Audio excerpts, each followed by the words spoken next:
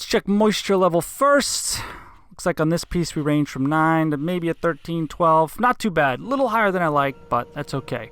I'm not going to bore you to death with the entire milling process. Just take my word that I got these walnut timbers flat and square as shown by that crisp smack. First thing I wanted to do was glue up the panels for the bottom shelf. I picked the best grain match and cut my boards to length. I chose to do 2 individual glue ups so I could joint and plane each glue up flat and then glue up those glue ups into a larger glue up. And if you're playing along at home, I believe I just said glue up 5 times. While those were curing, I ripped down my stock for the 3 legs of the table, which are 2 inches wide by 1.5 inches thick. I cut a few spares just in case. And then I ran back to my glue up for a quick scrape. Next day I could remove the clamps and flatten up the 2 panels.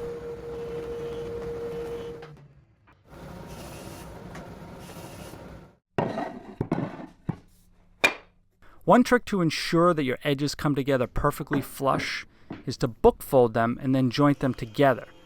If your joiner fence is off even slightly from 90, this will eliminate that variance because you are creating complementary angles. It's geometry, people.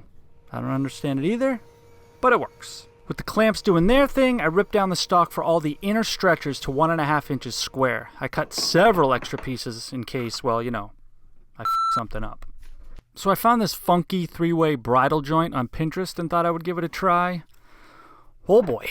I started by laying everything out, finding the center of my stretchers. And from there, I can make all my angle layout lines. I use green frog tape, just helps me see my layout lines better. Now, since this joint is divided into 3 equal sections, aka equilateral, each angle is 30 degrees. I use my bevel plate and gauge to assist. And I'm pretty sure I already screwed that up. Yep. And that's why you don't cut your pieces to length just yet. And those are the areas we have to remove. I set my miter gauge to 30 degrees and loaded up a dado stack in my table saw to make the first series of cuts. This produced a very clean result. Me likey. But now we move on to the not so clean results portion of this joint. I used a Forstner bit to hog out as much material as possible before grabbing the chisels. Now I attempted to pair up to my layout lines by whittling away a little bit at a time. Now my friend Tamar at 3x3 Custom recently did this joint as well, and she cut a template and used a router and a pattern bit to clean out this area. That is a much better way, folks. I'll link her YouTube video below.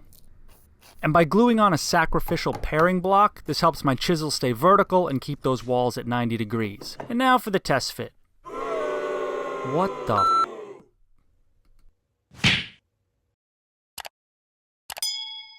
Alright, we'll come back to that after I've had some time to disperse a large collection of expletives throughout my shop and recollect my thoughts. Now onto making a trammel to draw a circle and make a full-scale 2D layout of the table. I'm a visual kind of guy, so templates like these really help me see exactly what I will probably screw up anyway. And by drawing a circle and then a perpendicular line from one edge, I could then use my trammel again to create equidistant intersecting points on the outer arc of the circle. More geometry, folks. Damn that Euclid. With my 3 equal pie slices laid out, I could lay out the 1.5 inch stretchers as well. So the legs on the table have a 4-degree splay to them, so I cut the bottoms to 4 degrees, marked my final height of 28 inches, and then cut a parallel 4-degree bevel on the top of the leg. I used a stop block to ensure all the legs are the same length, which, from what I hear, is pretty important on the table. For my handy-dandy SketchUp drawing, the distance from the leg to where the bridle joint begins is 8 9/16 of an inch.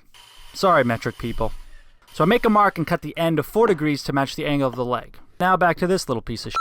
It turns out after repeated hours of chiseling and fiddling, this joint came together. I still don't know what the original problem was, so if you're expecting some sort of divine revelation, I don't have one. It's done, so let's move on.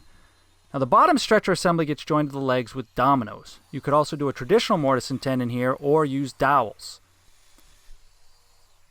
I do a little dry fit first to make sure everything plays together nicely. That fits snug. Very nice. To glue up the bottom triple Lindy angled bridle joint, I used double-sided tape to secure some guide blocks to my template to help with the alignment. I also threw a toggle clamp on there to, well, clamp it. Now I actually did this in sub-assemblies because with the glue applied, things were slip-sliding all over the place, like trying to give a wet bar of soap a handshake. Just doesn't work. I screwed in another block as well so I could get some more lateral pressure with a parallel clamp. Now I could set up the joinery for the top stretcher assembly. This will join the legs with an angled sliding dovetail instead of dominoes. Traditional woodworkers, rejoice. I did this on the router table with a honkin' 3/4 inch dovetail bit.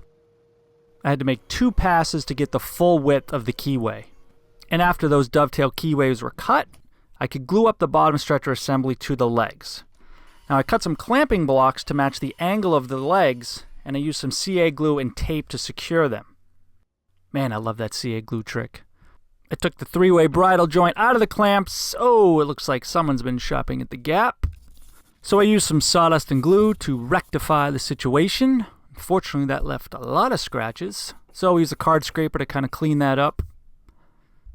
Not bad, still needs a little more work. Then it was time for glue up. And I'll just let this play out. I did a double check on the legs to make sure they are perpendicular with the ground. Looks good. Ah, and a new day has dawned, so let us continue. Now for the top stretchers, I said screw the 3-way bridle joint, let's try an equilateral staggered tri-lap. Yes, I invented that name. Trademark paperwork has been filed.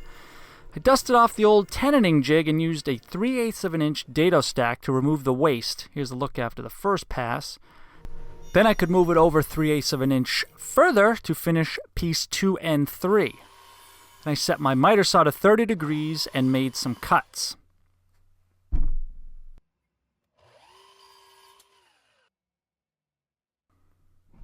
And a little dry fit, which came together nicely. Now before I could glue anything up, I needed to cut the stretchers to length and put the male part of the dovetail on each end. I used relative dimensioning to determine the length, and I also needed to add 3/4 of an inch onto the end to account for the dovetail, kind of like the tenon of a mortise and tenon. I made a jig to hold the stretchers upright while I passed it through the dovetail bit at the 4-degree splay which the legs are at. That's where it gets kind of tricky. Now I needed 2 setups to do this, so I cut a wedge and glued that to the jig, and then rotated the workpiece forward and positioned it at the requisite 4 degrees forward. I could have just made an adjustable jig, but I didn't. Next, I needed to clean up the bottom of the dovetail so that it matched the rounded profile in the leg left behind by the router bit.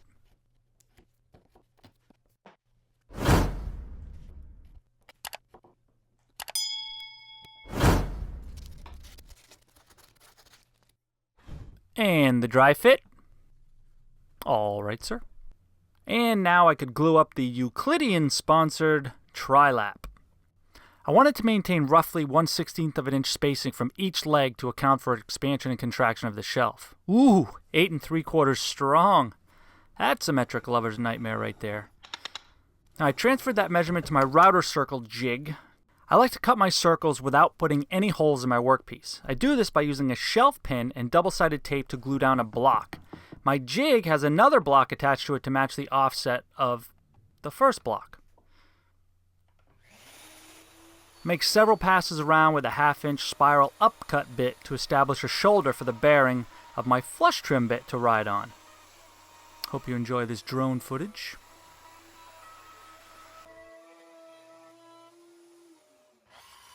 And then I cleaned up the edges. Instead of with a jigsaw, I just took it to the miter saw. And I'll use this flush trim bit to even everything out.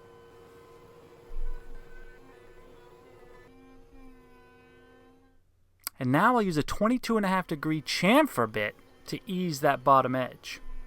And this is where I hit a snafu. The shelf was slightly too large and I needed to reduce the radius by a 1/16 of an inch, but my rabbiting bit only had a bearing small enough for an 1/8 inch.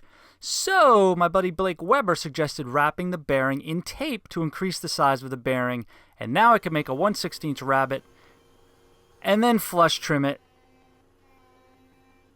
and then rebevel it and then some spoke shave cleanup to just mellow out.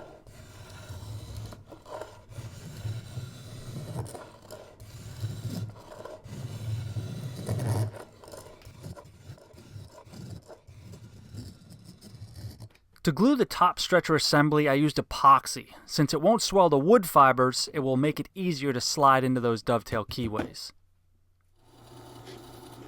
I drilled out the mounting holes for the bottom shelf, sanded everything, and then began applying the finish, which is Rubio Monocoat Pure. And despite the name being monocoat, I always put 2 coats on because it helps to bring up the sheen a little bit.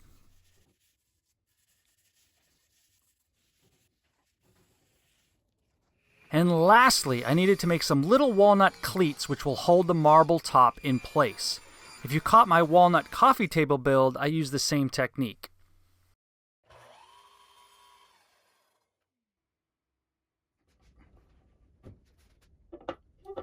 I used my pocket rule to make sure I had even spacing on all 3 legs from the outer edge of the circle, and I used construction adhesive to affix these little cleats.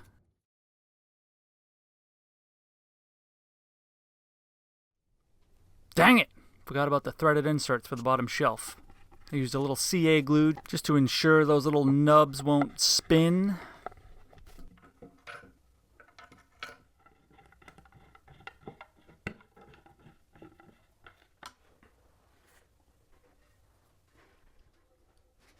And that 24-inch top weighs 44 pounds. Yowza! And with that, this one was done. Well, pending Jerry's inspection, of course. Well, I guess it passed. Thanks so much for watching. Until next time.